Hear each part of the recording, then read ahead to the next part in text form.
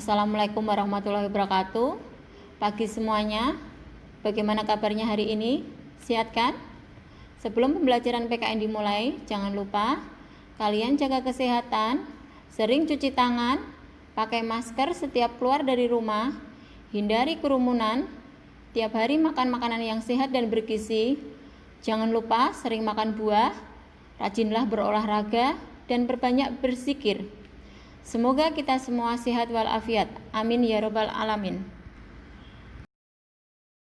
Perhatikan daftar isi berikut ini.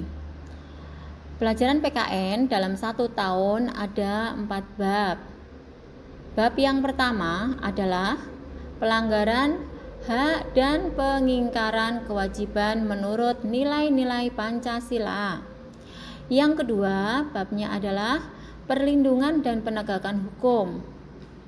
Bab yang ketiga, pengaruh kemajuan iptek terhadap negara dalam bingkai Bhinneka Tunggal Ika.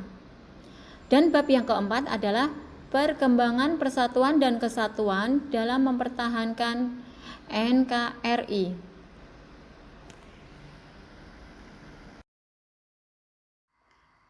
Bab pertama adalah pelanggaran hak dan pengingkaran kewajiban menurut nilai-nilai Pancasila. Subbab yang pertama adalah makna dan hak kewajiban warga negara. Subbab yang kedua, substansi hak dan kewajiban warga negara dalam Pancasila. Subbab yang ketiga, kasus pelanggaran hak dan pengingkaran kewajiban warga negara. Subbab yang keempat, penanganan pelanggaran hak dan pengingkaran kewajiban warga negara. Pada pertemuan kali ini, saya hanya membahas subbab yang pertama, yaitu makna, hak, dan kewajiban warga negara. Tujuan pembelajaran pada subbab yang pertama, kalian baca dan kalian pahami.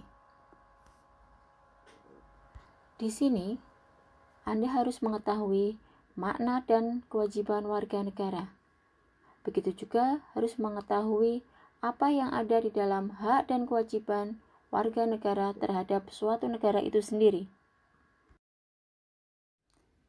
Makna hak warga negara adalah serangkaian hak yang diterima setiap orang berkenaan dengan posisi sebagai bagian dari suatu negara.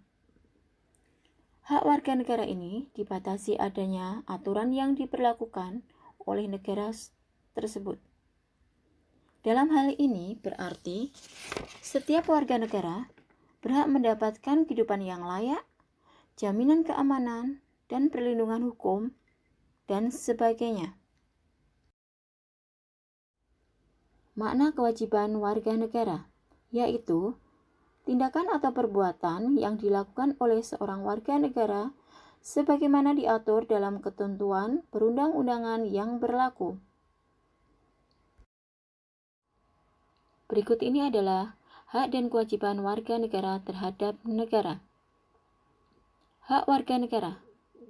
Pertama, hak kesamaan kedudukan di hadapan hukum dan pemerintah. Kedua, hak atas pekerjaan dan penghidupan yang layak bagi kemanusiaan. Ketiga, hak berpendapat.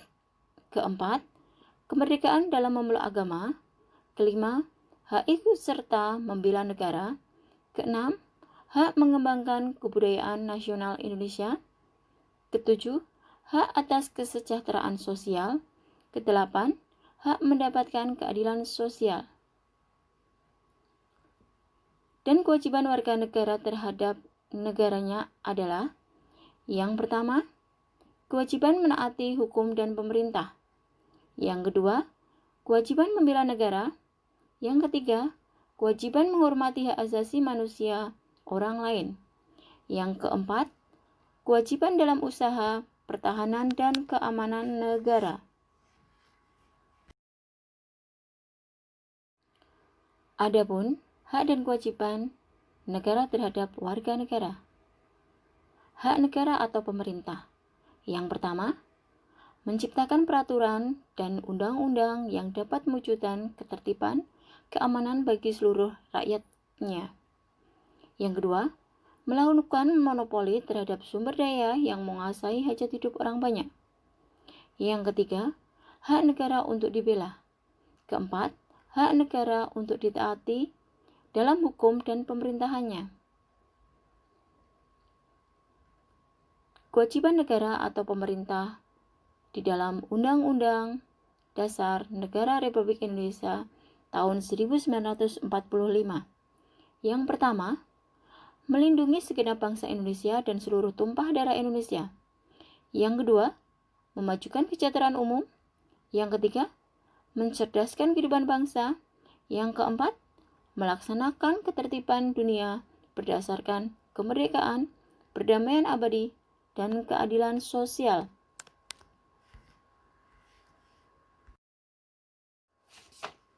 Hak dan kewajiban negara terhadap warga negara menurut Winarno dan Sulaiman. Pertama, hak negara terhadap warga negara adalah hak negara untuk ditaati hukum, hak negara untuk dibela, hak negara untuk menguasai bumi, air, dan kekayaan untuk kepentingan rakyat.